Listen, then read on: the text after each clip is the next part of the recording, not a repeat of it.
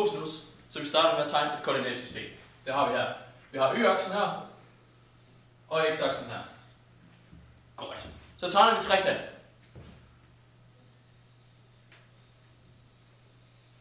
Den har vi der.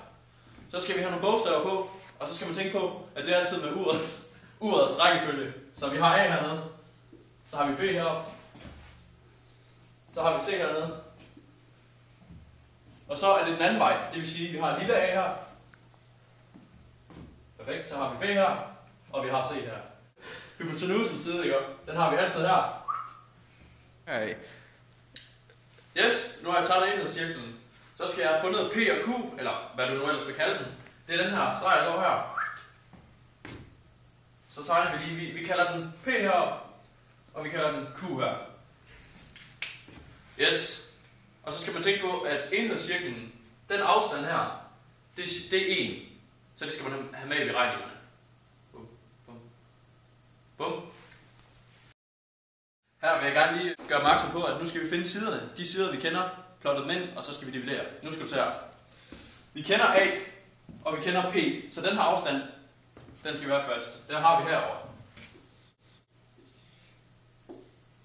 Godt. Så har vi fundet den. Så kender vi en til. Vi kender fra A til B, så derfor så plotter vi den ind hernede. Yes. Vi kender nogle flere. For eksempel så har vi A til Q, som vi har fundet. Vi har tegnet den her.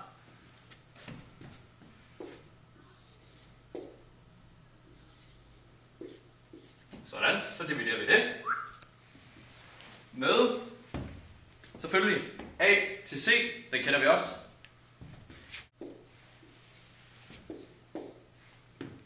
Sådan.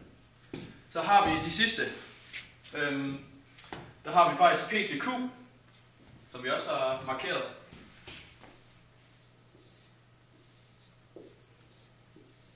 Der har vi der. Så har vi også B til C. Den har vi der. Så den tager vi lige med her.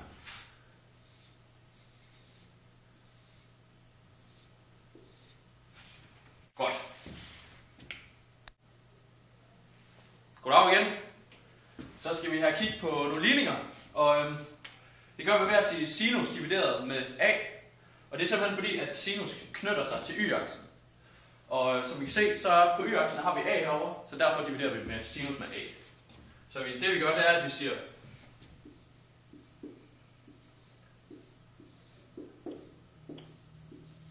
godt, så har vi styr på det. Så skal vi selvfølgelig have cosinus med, som er x-aksen. Og der kan vi se, det er B, der kendetegner cosinus. Så vi dividerer med B i stedet for A.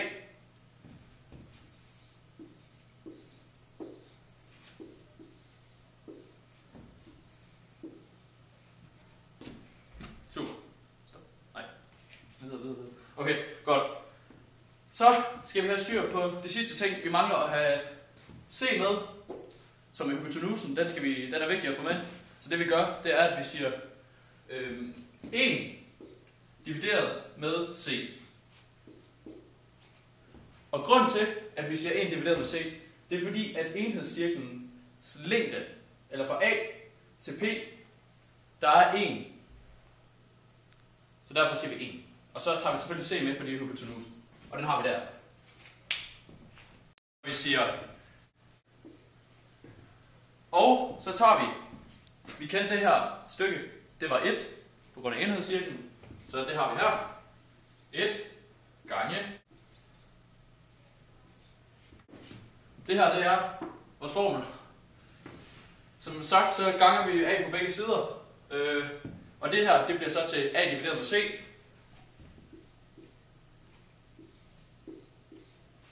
Det har vi der.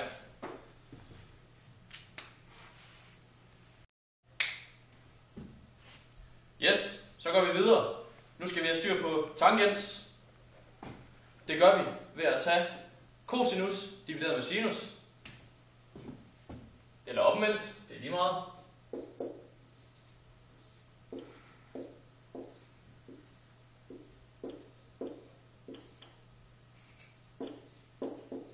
Det har vi der.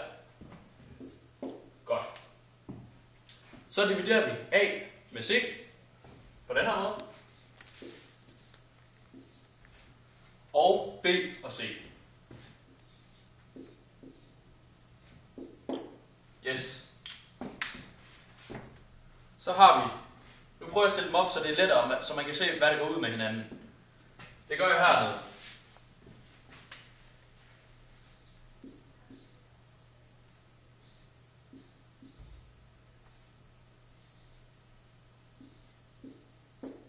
Godt. Nu skal du se her. Vi har A og C her, og vi har C og B.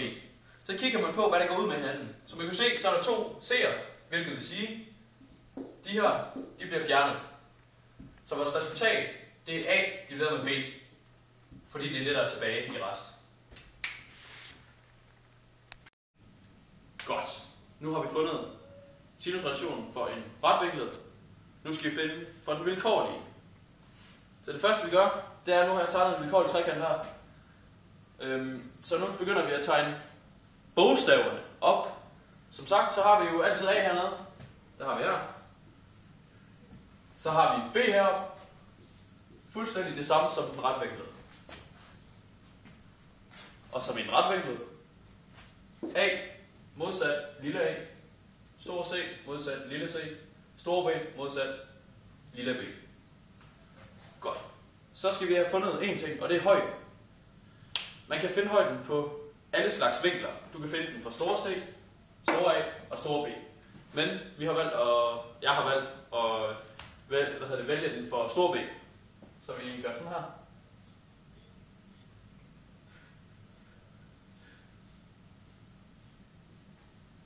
Yes, den har vi der. Så skal vi have gang med sinusrelationen for den. Det gør vi ved at gøre sådan her. Følgende formler.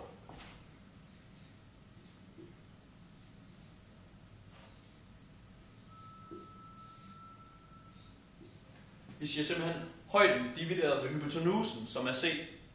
Og højden fandt vi der. Det gør vi sådan her. Det er højden. Og så har vi hypotenusen, som vi siger H divideret med hypotenusen. Det resulterer så i, at C gange... Nej, så skal vi finde højden. Undskyld. Og ved at finde højden, der skal du gange hypotenusen med sinus.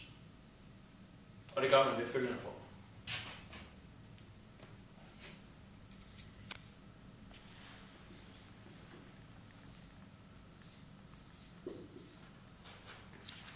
Så har vi fundet, ligesom det vi vil, vi har simpelthen fundet sinusrelationen, højden, hypotenusen. Yes. Jeg tror, det var det. Ja. Nu skal vi så have styr på arealet af den vilkårlige trekant. Det gør man ved følgende form. Arealet bliver sat med t, et stort t, som man siger. Så siger man en halv gange med grundlinjen, som så er b, og så gange med højden. Og sådan gør man så i denne form for areal. Så går vi videre. Det bliver en halv gange med c, gange med b, og sinus til sidst. Yes, og så vil jeg lige sige, at arealet er utrolig vigtigt at finde, at vi får en trekant.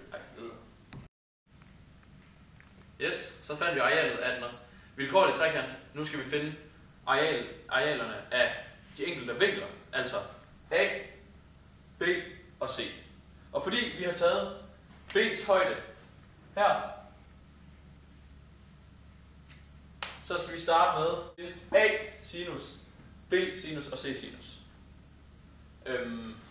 Hvis vi fx havde taget C her og taget dens højde, så vil grundlinjen blive ændret. Godt. Det vi gør, det er, at vi tager først A.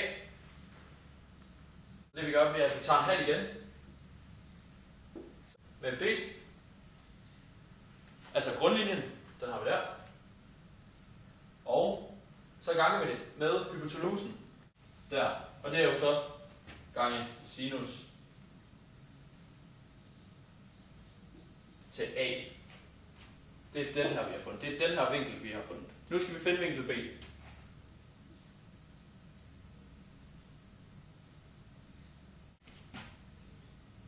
Så tager vi A.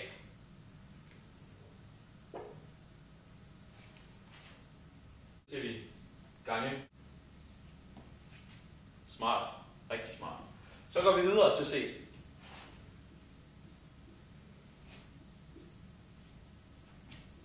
Med A og B. Og selvfølgelig gange sinus i C til C. Nu har vi fundet formlen for A. Den har vi der. Vi har fundet formlen for B.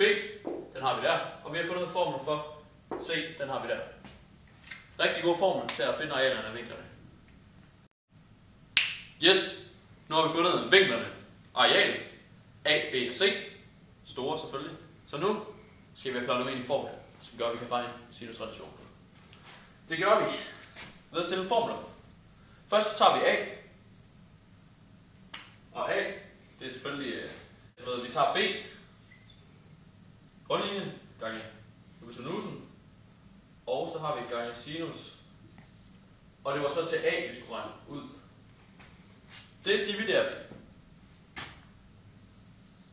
med A gange B gange C. Yes. Så går vi videre til stor B.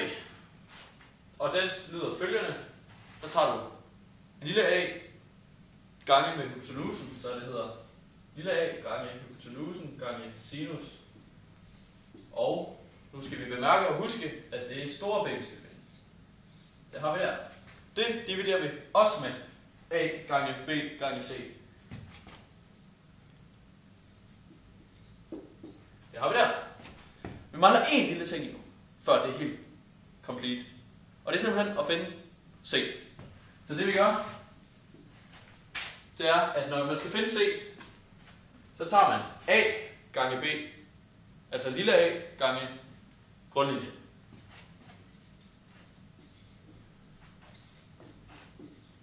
Og nej, vi færdiggør den ikke, fordi man skal jo lige huske på, det er store C, vi skal finde. Der. Vi dividerer igen, ligesom vi har gjort i de andre former. Og selvfølgelig A gange B gange C. Godt. Så kigger vi på de her formler, vi har skrevet op. Vi har fundet A, B og C. Så kigger vi, hvad går ud med hinanden? Hvad er det, der er ens i denne her formel? For at finde relationen. Find her. Okay, godt. Vi har A her, som vi kan se. Så har vi B der og B der. Hvilket vil sige, de selvfølgelig forsvinder. Samtidig har vi C og C. Så vi har kun A tilbage. Det vil sige, at der kun er A. Og det er også det, vi regner med. Så går vi videre til stor B. Godt. Her kigger vi på A. A går ud med hinanden. C og C går ud med hinanden. Som vi forventede, nu hvor der står stor B, skal lille b hernede. Det har vi der. Sidst og mindst går vi videre til C. Vi forventer, da det er store C, at det er lille C, der er hernede. Så vi kigger lige om pengene passer. Vi har A gået med A. B gået med B. Og vi har C tilbage, præcis som vi forventede. Vi visker lige det sidste ud. Så er det simpelthen afklaret. Det var også, som jeg viste i sinusrelationen. Så det her det er faktisk bare sinusrelationen, bare i en vilkårlig trekant. Det var sådan set.